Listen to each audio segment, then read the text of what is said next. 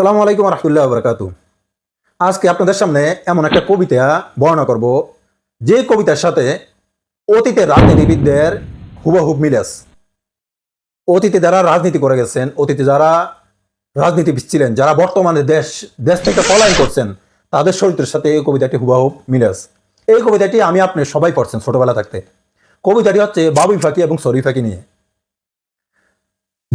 সরই ফাঁকি বাবুই ফাঁকি উদ্দেশ্য করে কি বলে জানেন? বলে, বাবুই ফাঁকির এটা কি বলিসি চড়াই, কুড়ে ঘরে থাকিস কেন শিল্পের বড়াই, আমি তাকি মহাশিক অটালিকা ফরে, তুমি কত কষ্ট পাও রোদ বৃষ্টি জ্বরে।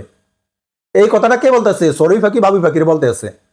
চিন্তা করছেন কত অহংকার করে, কত অহংকারী করে সরই ফাঁকি বাবুই ফাঁকির কি কথাগুলো বলতে আছে। অথচ সরই ফাঁকি যেখানে থাকে, যে অটালিকা থাকে, সেই অটালিকায় নিজের নিজের না, সেটা অন্যের অটালিকায় কি করে বাসা বেঁধে থাকে, অন্য জায়গাতে বাসা বেঁধে থাকে। এরপর তার দাম্ভিকতা, তার হিংসা, তার ভিতরে যে অহংকার, সেটা সরই ফাঁকির কাছে কি করতেছে? প্রকাশ করতেছে। অথচ তার বলতে কিছুই নাই, সবগুলো অন্যের অন্যের ঘরে, অন্যের বিল্ডিং এর কোনায় সে কি করে বাসা বেঁধে থাকে। ঠিক অতীতের রাজনীতিবিদদের অবস্থা, চরিত্র তেমন সরই ফাঁকির মতো।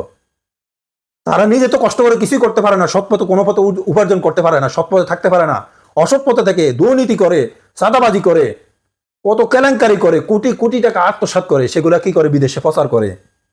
সেগুলো বিদেশে প্রচার করে, তারা কি করে? বাড়ি করে, গাড়ি করে, বাড়ি কিনে, জায়গা কিনে, সবকিছু করে, যেমনটা করে সরই ফাঁকি।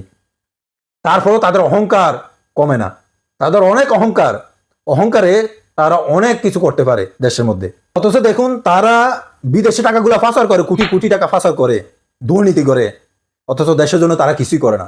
দেশের মধ্যে যদি তারা এগুলো করতো কতই না ভালো হইতো, তাই না?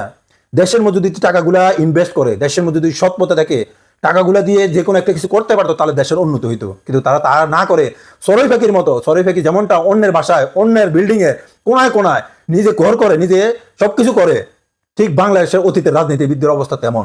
তারা দেশের টাকা আত্মসাৎ করে, দেশের টাকা দুর্নীতি করে, বিদেশে গিয়ে তারা কি করে? বাড়ি বানায়, অমুক দেশে বাড়ি বানায়, অমুক দেশে বাড়ি বানায়, অমুক দেশে জায়গা কিনে, অমুক দেশে জায়গা কিনে, সবগুলো বিদেশে প্রচার করে, যেমনটা সরই ফাঁকি করে থাকে। তো এই অহংকার নিয়ে যখন সরই ফাঁকি বাবুই ফাঁকির এই কথাগুলো বলে, তখন বাবুই ফাঁকি শুনে সরই ফাঁকি কি জবাব দেয় জানেন? বাবুই হাসিয়ে কহে, সন্দেহ কি তাই, কষ্ট পাই তবু থাকি নিজেরও বাসায়, পাকা হোক তবু বাই পরেরও বাসায়, নিজ হাতে গড়া মোর কাঁচা গড় খাসায়। কত সুন্দরভাবে বাবুই ফাঁকি সরই ফাঁকিকে উত্তর দিচ্ছেন, তাই না? সে বলে, যদিও কষ্ট হয়, তারপর নিজের তৈরি বাসায় নিজে ঘর করে, তারপর নিজের দেশে থাকি, নিজের ঘরে থাকি। রাজনীতিবিদদের চরিত্র হওয়া এমন দরকার, বাবুই ফাঁকির মতো যত কিছুই করুক, সততা করে, সততার উপর মনোবল রেখে দেশের জন্য কাজ করে, দেশের মধ্যে একটা কিছু করে দেশের মধ্যে থাকতে চাই। প্রত্যেকটা রাজনীতিবিদদের চরিত্র বাবুই ফাঁকির মতো হওয়া দরকার।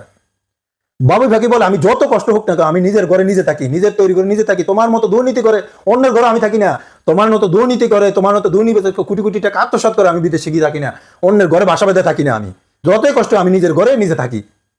বাবুই ফাঁকির মতো যদি চরিত্রবান আমাদের রাজনীতিবিদরা হইতো অতীতের, তাহলে দেশটা সোনার বাংলা হইতে বেশি দিন হইতো না। দেখেন, বাবুই ফাঁকির বাসা দেখলে আমরা কয়জনে ভাঙি? অনেকে ভাঙি না। কিন্তু সরই ফাঁকির বাসা দেখলে অনেকে কি সেটা ভেঙে ফেলি, কারণ ঘরের কোনাতে, ঘরের ইয়েতে ময়লা করে, আবর্জনা করে। যখন একটা ঘর ভেঙে ফেলা হয়, তখন আমরা কি করি? সরই ফাঁকির বাসাটাকে ভেঙে তাকে তাড়িয়ে দেই। ঠিক অতীতের রাজনীতিবিদদের অবস্থা বর্তমানে এমন করছে।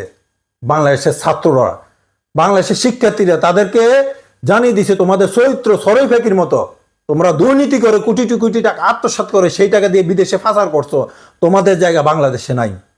তাই তারা তাদের ঘর বাড়ি ভেঙে সবকিছু চুরমার করে তাদেরকে তাড়িয়ে দিতে বাধ্য করছে।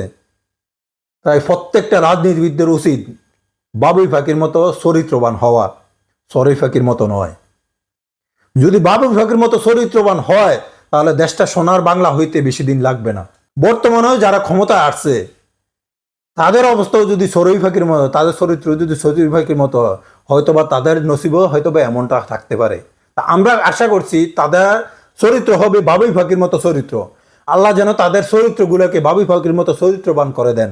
আমরা এই দোয়া করি আল্লাহর কাছে।